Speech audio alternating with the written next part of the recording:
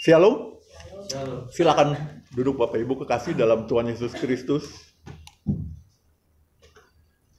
Coba kita baca firman Tuhan dalam Amos pasal 5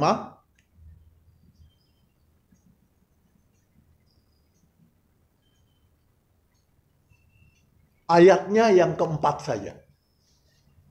Amos pasal 5 ayatnya yang keempat. Saya akan bacakan firman Tuhan ini. Firman Tuhan di sini adalah sesuai dengan tema saya, jalan yang menuju hidup.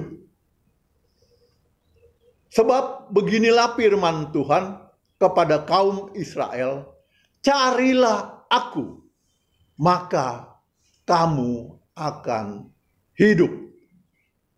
Amin. Bapak Ibu kekasih dalam Tuhan Yesus Kristus, ungkapan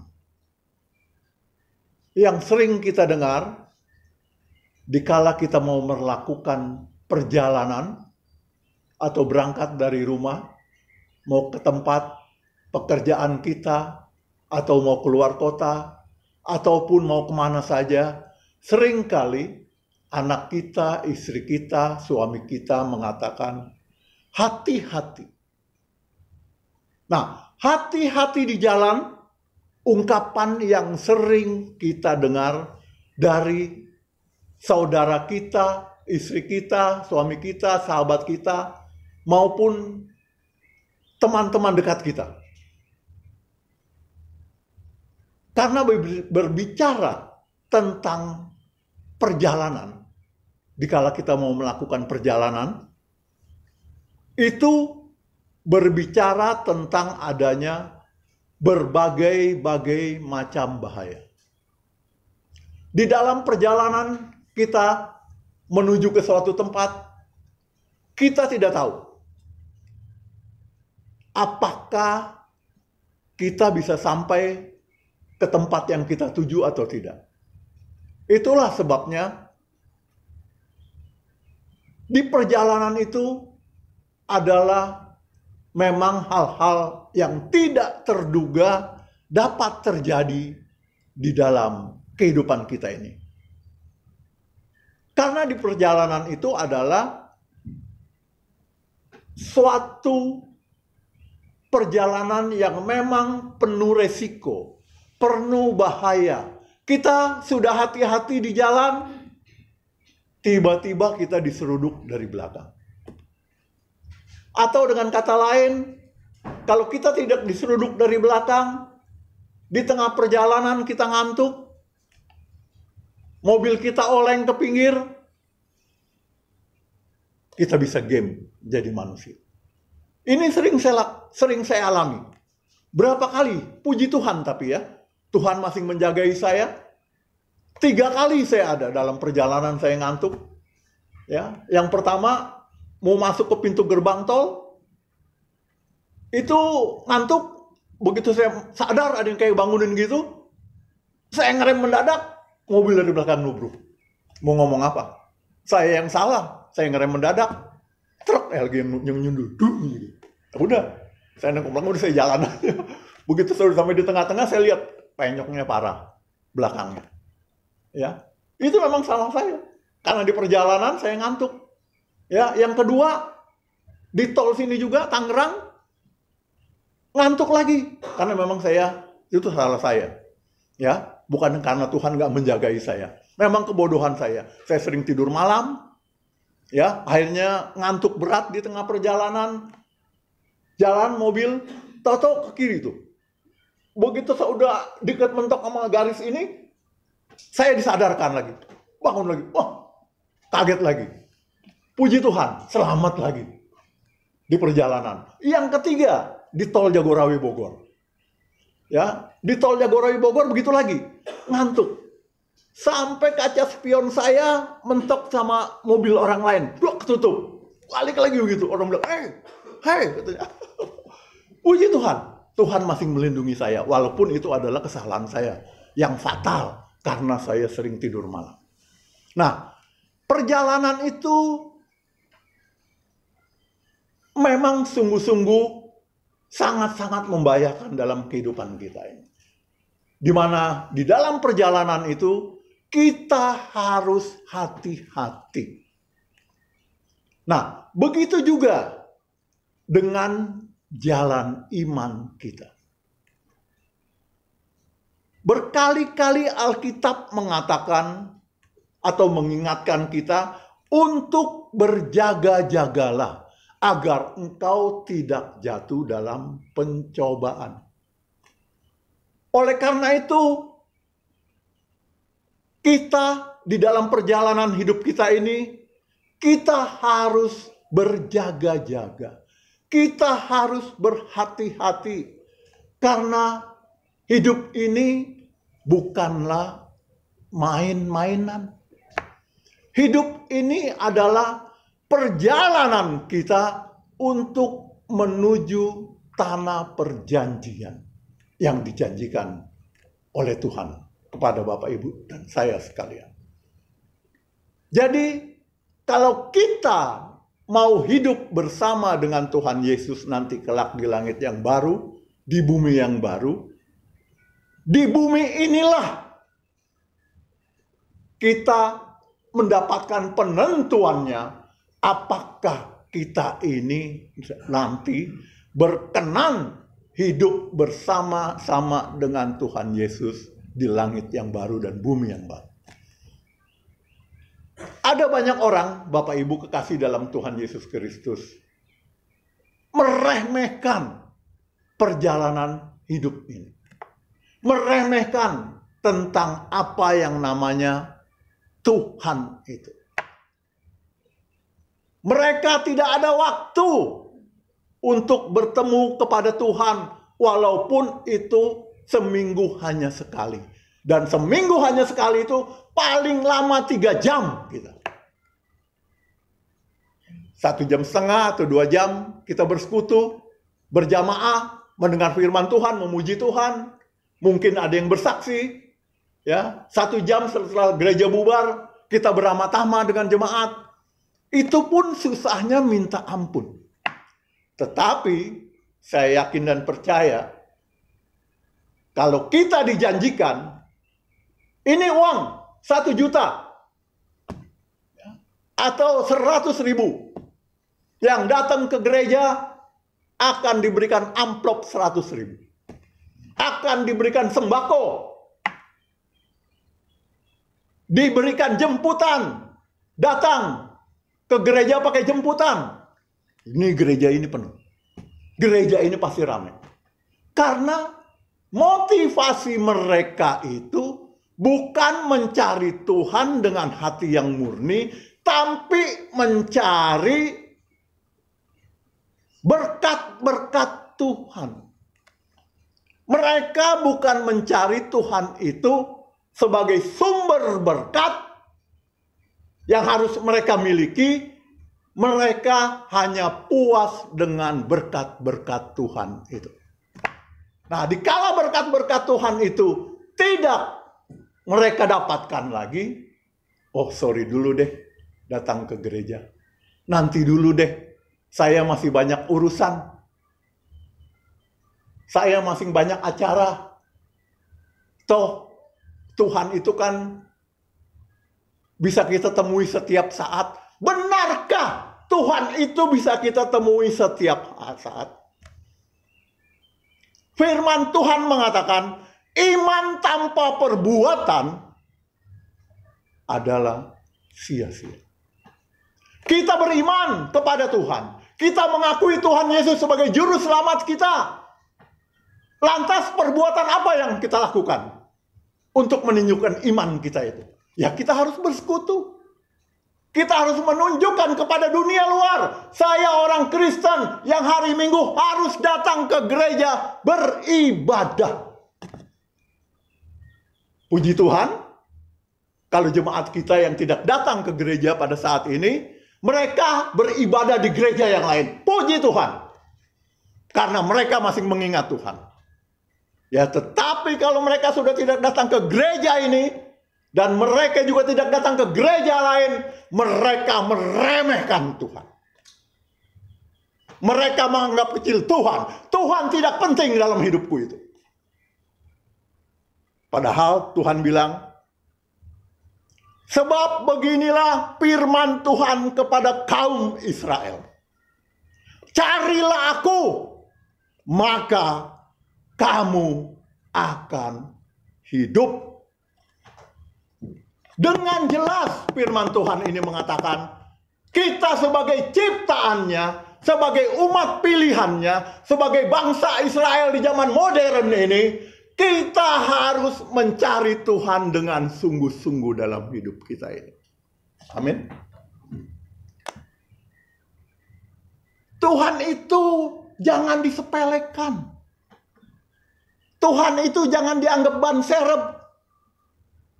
Nanti kalau hidup kita sudah mentok ke sono enggak, ke sini enggak, baru tunggang-tungging cari Tuhan, baru cari pendeta, baru cari sejawat yang bisa mendoakannya agar permasalahan-permasalahannya itu diangkat oleh Tuhan. Itu namanya kita menjadikan Tuhan atau kita menjadikan pendeta itu ban serep. Kalau ban yang kita pakai mobil atau pakai motor nggak ada ban serepnya ya, paling cari tukang tambal ban. Kalau itu bocor, ya, mobil bocor, ban serep keluar, nggak ada jalan lain lagi, ban serep keluar. Ya, apakah hidup kita seperti itu? Dikala persoalan kita sudah mumet, sudah penat, saya rasa sudah tidak ada jalan keluar, barukah kita mau mencari Tuhan dalam hidup kita ini? Jangan sampai kita disentil dulu oleh Tuhan atau dijewer dulu oleh Tuhan. Firman Tuhan mengatakan, manusia hidup bukan dari roti saja, tetapi juga dari firman Tuhan. Jelas, yang berkata itu adalah Tuhan yang kita sembah, Yesus. Bagaimana dengan kita? Tuhan Yesus sudah banyak berkorban untuk saudara dan saya. Lantas pengorbanan kita tunjukkan pakai apa kepada Tuhan Yesus Kristus? Kepada Allah Bapa di surga. Padahal Allah Bapa di surga dan Tuhan Yesus mengajak saudara agar saudara dapat hidup di langit yang baru dan bumi yang baru kelak. Dunia ini penuh dengan tantangan. Dunia ini penuh dengan gemerlapan yang wah. Kalau nggak salah, sekarang ini nggak lama lagi nanti mau ada konser Coldplay ya. Band dari Inggris ya katanya ya. Itu tiketnya 15 juta. 12 juta. Ujung-ujungnya saking kepengen nonton Coldplay, nggak tahu nih saya bener apa enggak nih ngomongnya. Salah apa enggak. Wah, band dari Inggris lah katanya. Banyak yang ketipu. Beli tiket bodong. Saking banyaknya duit, pengen lihat siapa tuh sih Coldplay? Makhluk apa sih Coldplay itu? Beli tiket 15 juta, 12 juta, akhirnya tertipu dan ujung-ujungnya ngadu ke polisi. Aduh. Dunia ini penyesatan. Kalau kita tidak dekat dengan Tuhan hidup kita ini, kita gampang disesatkan oleh iblis. Kita gampang dimangsa oleh iblis. Saya tidak yakin, bagi orang yang tidak ke gereja, di rumah katanya baca Alkitab, saya tidak yakin. Orang yang baca Alkitab, efeknya pasti rindu bertemu dengan Tuhan, bersekutu dengan jamaah di gereja untuk memuji dan menyembah Tuhan bersama-sama. Itu efek orang baca Alkitab.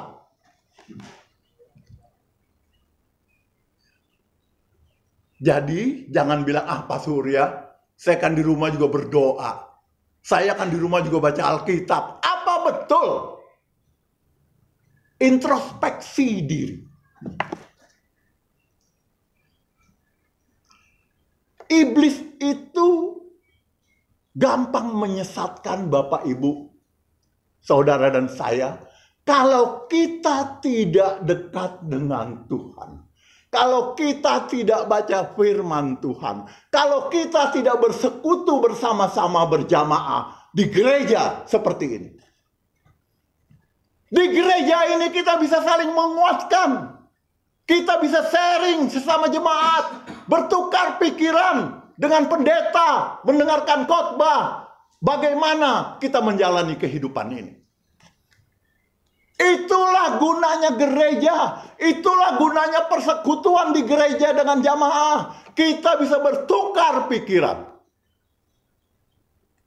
Jadi kalau kita menghadapi masalah, kita berada di gereja, masalah itu jangan dipegangin sendiri. Berbicaralah kita bersama-sama. Siapa tahu kita ada solusinya untuk Bapak Ibu sekalian. Kan gitu.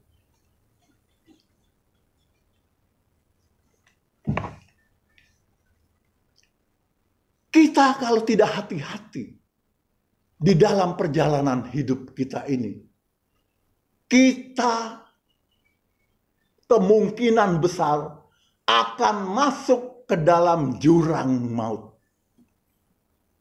Akan masuk dan hidup bersama-sama dengan Lucifer di neraka. Pilihan manusia itu hanya ada dua setelah kita mati. Mau tinggal bersama Tuhan Yesus di langit yang baru, atau mau tinggal bersama dengan Lucifer yang namanya kerajaan neraka itu. Itu aja. Orang mati nggak bisa berdiri di tengah-tengah antara surga dan neraka. Tinggal dua pilihan. Dan neraka dan surga itu pilihannya ada di tangan kita, bukan di tangan Tuhan. Karena manusia itu sudah diberikan pikiran, perasaan, dan kehendak. Dan sudah dibekali oleh firman Tuhan. Dan sudah dibekali oleh Yesus yang datang ke dunia ini. Memberikan contoh hidup bagi umat manusia. Agar manusia itu bisa melakukan, mencontoh kehidupan Tuhan Yesus semasa dia masih di bumi. Amin. Aduh. Bapak Ibu kekasih di dalam Tuhan Yesus Kristus. Dunia ini memiliki jalan yang sangat berbeda. Orang dunia mempunyai tujuannya sendiri, yaitu mencari kebahagiaannya sendiri. Dengan mencukupkan harta bendanya dan tahtanya yang dikejar-kejar pagi, siang, sore, malam. Tapi saya belum pernah melihat orang yang mengejar-ngejar datang ke gereja, atau rindu akan gereja, atau rindu akan persekutuan-persekutuan. Lebih mayoritas manusia itu rindu akan duniawi ini. Kita diajak oleh Tuhan, diajar oleh Tuhan melalui khotbah-khotbah, melalui Alkitab, agar bagaimana kita ini bisa berkenan di hadapan Tuhan. Bisa hidup berkenan di hadapan Tuhan. Sehingga akhirnya nanti kita akan bersama-sama dengan Tuhan Yesus di langit yang baru dan bumi yang baru itu.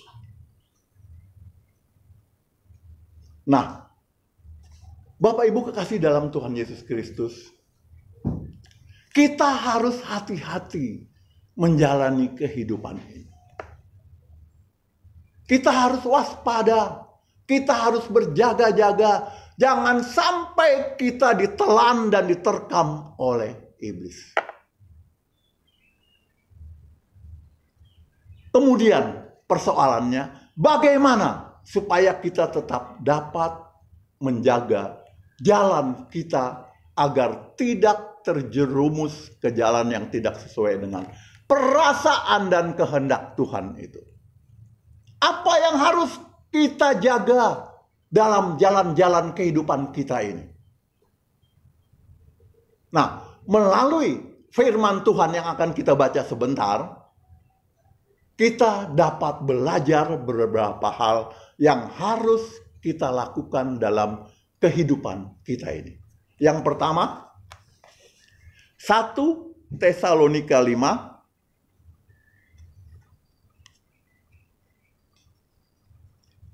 1 Tesalonika 5 ayatnya yang ke-18. Ini sikap hidup yang harus kita lakukan dikala kita masih berada di muka bumi ini. Mengucap syukurlah dalam segala hal. Sebab itulah yang dikehendaki Allah di dalam Kristus Yesus di dalam kamu. Baik susah maupun suka, maupun senang, maupun menderita, firman Tuhan mengatakan kepada kita, mengucap syukurlah dalam segala hal. Firman Tuhan tidak mengatakan mengucap syukurlah dikalau berkat-berkat Tuhan itu datang kepadamu. Enggak, dalam segala hal, baik susah maupun senang. Itu adalah rahasia kehidupan ini untuk menjadi bahagia. Orang yang bisa mengucap syukur dengan apa yang ada padanya, pasti hidupnya akan bahagia. Dia sudah mematikan perasaannya. Dia sudah mematikan akunya. Dia sudah mematikan egonya. Sehingga apapun yang ada padanya, dia tetap mengucap syukur kepada Tuhan. Karena Tuhanlah sumber kebahagiaan itu sendiri dalam hidupnya. Amin. Itu kunci yang pertama yang harus kita miliki dikala kita hidup di dalam dunia ini. Kalau kita dalam keadaan senang, kita mengucap syukur kepada Tuhan, itu tidak aneh. Itu tidak heran. Banyak orang yang bisa seperti itu. Tetapi dikala kehidupan kita empas-empis, pagi makan, sore kagak. Pagi makan, sore tiada. Itu ada lagu dangdutnya. Ya. Masih bisakah kita mengucap syukur kepada Tuhan dalam hidup kita ini? Kalau kita bisa mengucap syukur kepada Tuhan, itu adalah kebahagiaan yang sejati. Karena kebahagiaan kita itu tidak ditentukan oleh materi dunia. Kebahagiaan kita itu hanya Tuhan semata yang kita miliki dalam hidup kita ini. Amin. Yang pertama, kita harus memiliki sikap mengucap syukur kepada Tuhan dalam hidup kita ini. Yang kedua, Ibrani 13. Ini kita ambil semua dari firman Tuhan. Ibrani 13 ayatnya yang kelima. Nah, janganlah kamu menjadi hamba uang. Dan cukupkanlah dirimu dengan apa yang ada padamu. Karena Allah telah berfirman. Apa firman Allah? Yang di sini, yang dikatakan itu, aku sekali-kali tidak akan membiarkan engkau. Dan aku sekali-kali tidak akan meninggalkan engkau. Itu yang harus kita miliki. Itu yang harus kita ingat dalam hidup kita. Kita harus hidup apa adanya. Karena Tuhan itu adalah Tuhan yang tidak pernah membiarkan dan meninggalkan saudara dalam kehidupan ini. Tuhan itu tidak pernah meninggalkan perbuatan tangannya. Bapak, Ibu, dan saya, itu perbuatan tangan Tuhan. Tetapi kalau kita tidak mau dengar-dengaran dengan Tuhan, jangan harap sekali-kali Tuhan tidak akan meninggalkan kita. Ya. Sebenarnya Tuhan tidak meninggalkan kita. Kita yang meninggalkan Tuhan.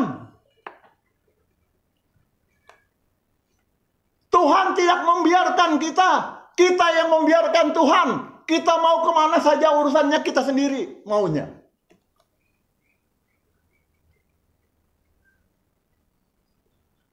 Hidup apa adanya. Jangan kita menjadi hamba uang. Dan cukupkanlah dirimu dengan apa yang ada padamu. Puji Tuhan, haleluya.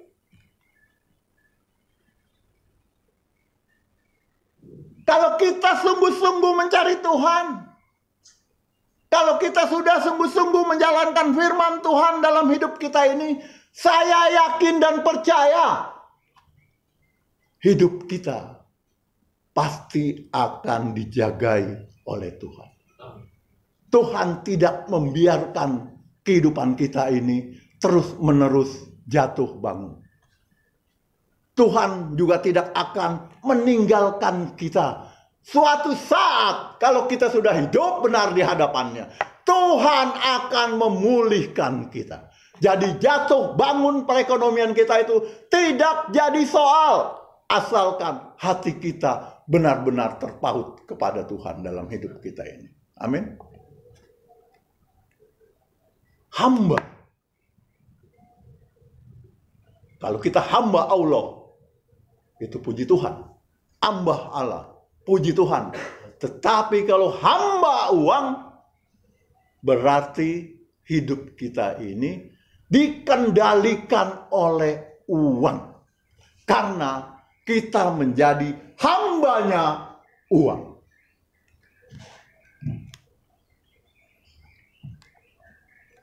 Apa sih yang kita cari? Bapak Ibu kekasih dalam Tuhan Yesus Kristus dalam hidup kita ini. Tahu-tahu umur saya sudah 64 tahun. Kapan gamenya saya nggak tahu nih. Tapi yang jelas sudah dekat. Kalau menurut peraturan, menurut hukum alam, umur saya sama umur Pak Jaya atau Pak Yopi, saya lebih tua. Mestinya yang lebih game saya duluan. Itu sudah hukum alam. Tetapi kita semua di sini tidak tahu kapan kita game. Tidak tua, tidak muda, kita bisa game. Berhenti jadi orang. Kepala sekolah amanah, Ibu tahu? Itu kemarin baru ketemu dengan istri saya. Ya, dia kan sering kepala sekolah, antar kepala sekolah kan sering wewean. Katanya kalau tidak salah meninggal jatuh di kamar mandi. Nggak sakit, nggak apa, jatuh di kamar mandi bisa meneot. Bisa pulang. Apa yang kita cari? Korupsi gede-gedean. Padahal orangnya sudah kaya, masih mau korupsi. Apa yang dicari? Jangan menjadi hamba uang. Jadilah kita hamba Allah, hamba Allah. Hamba Tuhan Yesus. Tuhan Yesus kemana, kita juga kemana. Tuhan Yesus ngajak kita juga ngikut Tuhan Yesus. Jangan kita bertentangan dengan ajakan daripada Tuhan yang kita sembah, Tuhan Yesus itu. Amin. Yang kedua tadi, hidup apa adanya. Ini adalah rahasia hidup yang berkecukupan. Amin. Anda mau berkecukupan, hidup apa adanya. Itu berarti kalau kita sudah bisa hidup apa adanya, hidup kita ini sudah berkecukupan. Iya kan? Kita tidak mengeluh lagi dengan apa yang ada pada kita. Cukup. Asal ada pakaian dan makanan, cukup. Itu firman Tuhan mengatakan. Yang ketiga, Amsal 11.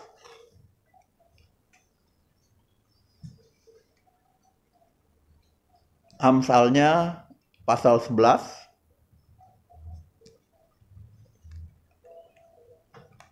Ayat 24 sampai dengan 25. Saya bacakan. Ini aneh nih. Ya, firman Tuhan ini. Tapi nyata kebenarannya. Ada yang menyebar harta. Kira-kira kalau kita bisa menyebar harta bisa bertambah kaya nggak? Firman Tuhan mengatakan ada yang menyebar harta tetapi bertambah kaya. Ada yang menghemat, pelitnya naudzubillah secara luar biasa, namun selalu berkekurangan. Jadi dengan kata lain, kita tidak perlu takut memberi. Karena firman Tuhan mengatakan ada yang menyebar harta tetapi bertambah kaya.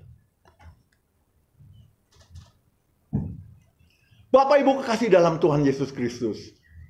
Kalau kita sudah bisa memberi, berarti hidup kita ini sudah berkelimpahan. Amin. Bagaimana orang yang tidak punya uang bisa memberi? Karena untuk hidupnya saja tidak ada. Tetapi kalau kita sudah bisa memberi untuk pekerjaan Tuhan, untuk sesama kita, berarti hidup kita sudah berkelimpahan. Walaupun yang ada sama kita itu pas-pasan. Hidup itu paling enak memang pas-pasan. Pas nggak ada beras di rumah, tahu-tahu datang duit bisa beli beras. Pertolongan Tuhan. Ya kan? Pas kita mau jalan-jalan, kurang duit, tahu-tahu ada orang yang ngirim duit, kita bisa jalan-jalan. Nggak ada perencanaan, nggak ada saldo tabungan. Hidup yang pas-pasan itu ada yang paling enak. Pas-pasan, tapi dikala kita mau kemana-mana, ada berkat Tuhan yang hadir dalam hidup kita ini. Amin. Ya. Jadi yang ketiga itu adalah memberi. Kalau kita sudah bisa memberi, berarti hidup kita ini sudah berkelimpahan. Jadi rahasia hidup yang berkelimpahan itu memberi. Amin. Taburlah sedikit, engkau akan menuai banyak. Dari mana hukumnya? Tanya petani, nabur sedikit, mau menuai banyak. Tidak, endas semua katanya. Ya. Mau menuai banyak, tabur yang banyak. Hukum tabur tuai. Kita menabur yang banyak, Tuhan akan memberkati kita dengan tuaian-tuaian yang tidak kita duga dari mana datangnya itu. Amin. Asalkan kita menabur itu dengan hati yang tulus. Dengan motivasi yang benar. Tanpa embel-embel apapun juga. Pasti Tuhan melihat hati kita. Dan Dia akan memberkati kita semua. Amin. Jadi kunci memberi itu jangan pakai embel-embel. Beri 1.000, ntar dapat 30 kali lipat nih. Dapat 60 kali lipat nih. Dapat 100 kali lipat nih. Ya, beri 1 juta apalagi. Bukan begitu. Itu sudah konsekuensinya dari Tuhan untuk saudara dan saya. Hati kita yang tulus itulah yang dilihat Tuhan. Dikala kita memberi untuk kemuliaan Tuhan itu. Amin. Ini adalah rahasia hidup yang berkelimpahan. Yang keempat, Matius 5 ayat 44. Matius pasal 5 ayat 44.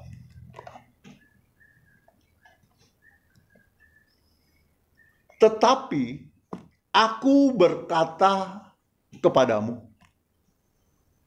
kasihilah musuhmu dan berdoalah bagi mereka yang menganiaya kamu. Ini ajaran yang aneh. Ya. Tuhan Yesus itu memang senang mengajarkan yang aneh-aneh. Itulah sebabnya Kristen itu bukan agama. Kristen itu adalah sabda Yesus yang harus kita ikuti dalam kehidupan kita ini. Karena Tuhan berkata, tetapi aku berkata kepadamu, kasihilah musuhmu. Sampai kasihilah musuhmu, kalau kita bisa, itu sudah luar biasa. Apalagi ditambah oleh Tuhan Yesus, berdoalah bagi mereka. Itu complicated, luar biasa itu.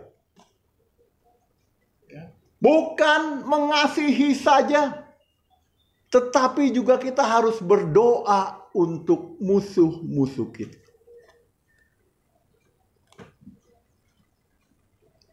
Firman Tuhan ini dengan jelas mengatakan kepada kita, agar kita ini mau mengasihi dan mengampuni sesama kita dikala kita punya perseteruan dengan mertua kita, dengan saudara kita, dengan kakak kita, dengan suami kita, dengan istri kita.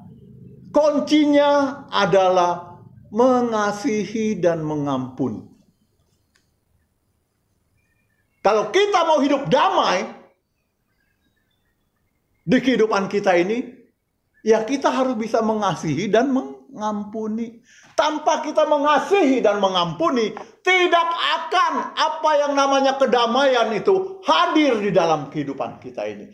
Karena kita masih menyimpan dendam, masih menyimpan atau menaruh musuh dalam hidup kita ini. Kalau itu yang ada dalam hati dan pikiran kita, jangan harap kita bisa hidup damai dalam hidup kita ini. Amin. Amin. Bapak Ibu kekasih dalam Tuhan Yesus Kristus. Yang terakhir, sebenarnya ada 9, tapi sampai 5 aja. Yang 4 nanti menyusul. Ya, yang kelima, Amsal 12.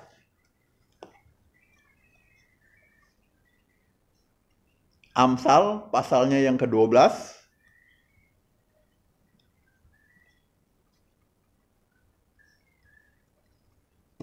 Nih. Di sini dikatakan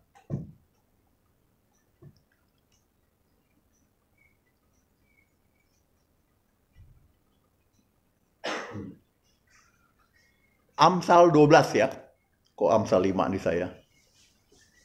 Amsal 12 ayat 27, sorry. Salah lihat saya tadi. Ini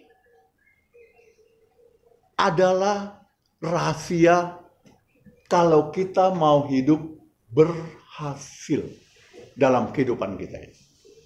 Di sini dikatakan, orang malas tidak akan menangkap buruannya, tetapi orang rajin akan memperoleh harta yang berharga. Jadi, apa yang namanya kerajinan, tekun, dan pantang menyerah, itu yang harus kita miliki dalam hidup kita ini. Kalau kita mau berhasil.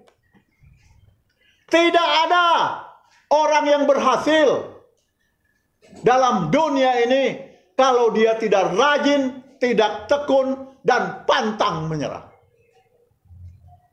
SEA Games sepak bola kita, ya, begitu juara sudah 32 tahun. Ya. Salah satunya itu adalah motivasinya pantang menyerah. Tadinya Indonesia begitu ketemu Thailand, udah keder. Tapi Indra Safri, pelatih Indonesia mengatakan, "Hei, Thailand itu bukan juara dunia. Dia sama dengan kita di Asia Tenggara. Jangan menyerah sebelum bertanding." Kunci keberhasilan tim nasional umur 22 Indonesia itu adalah pantang menyerah. Rajin apa? Rajin latihan. Rajin ke gereja. Tekun ke gereja. Pantang menyerah menghadapi apapun juga. Kalau kita belum ke gereja, kita tidak mau melakukan segala sesuatunya yang lain. Itu namanya pantang menyerah. Bagaimana orang nggak rajin, orang nggak tekun, ya, yang sebentar-bentar menyerah menghadapi masalah, nangis, mewek, mau berhasil dalam hidupnya? Nehi maharap. Kalau orang India bilang. Pangkal kesuksesan itu, pangkal keberhasilan itu adalah rajin, tekun, pantang menyerah. Bos saya, ya, kalau berbicara tentang rajin, bos tinggalnya di Beverly Golf. Saya nggak sebut namanya.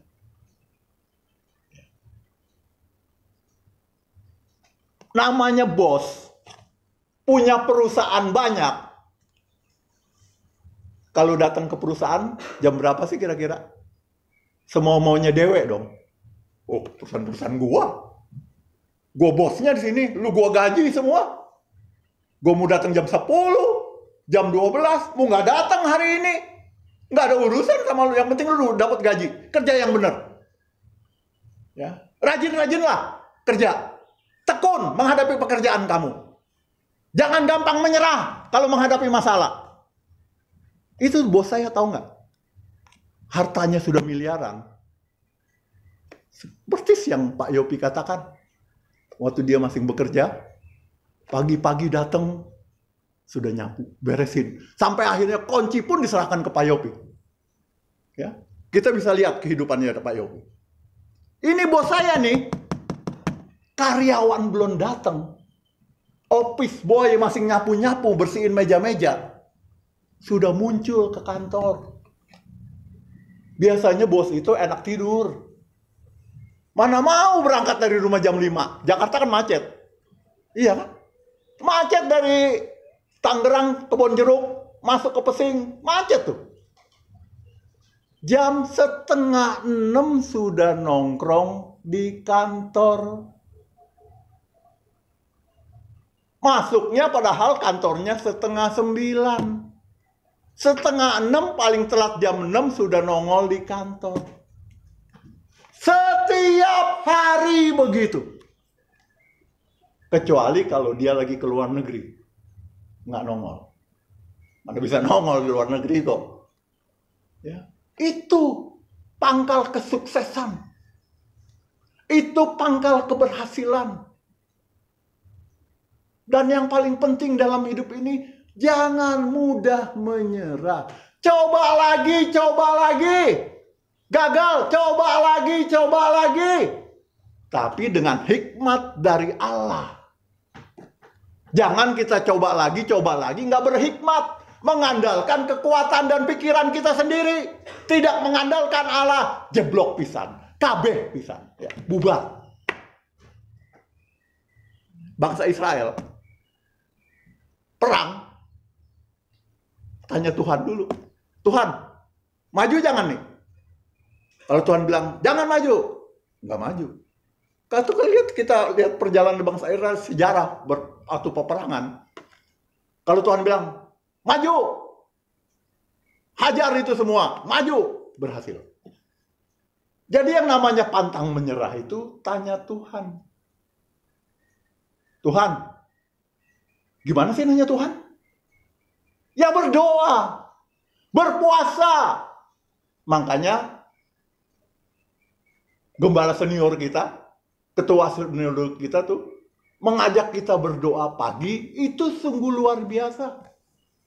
Dikala kita menghadapi segala sesuatu, segala persoalan, kita jangan pantang menyerah. Kita tidak boleh menyerah. Kita berdoa kepada Tuhan agar Tuhan ini memberikan jalan keluar kepada kita. Usaha ini gagal. Usaha apa lagi ya Tuhan yang harus saya lakukan? Jangan kita usaha main seenaknya kita sendiri, tanpa konfirmasi kepada Tuhan. Padahal kita manajernya, Tuhan yang punya usaha kita. Jadi Bapak Ibu kekasih dalam Tuhan Yesus Kristus, rajin-rajinlah, tekunlah kepada pekerjaan kita, terlebih kepada Tuhan, dan pantang menyerah dikala persoalan ada dalam kehidupan kita ini. Tuhan pasti menyertai dan memberkati kita semua. Amin.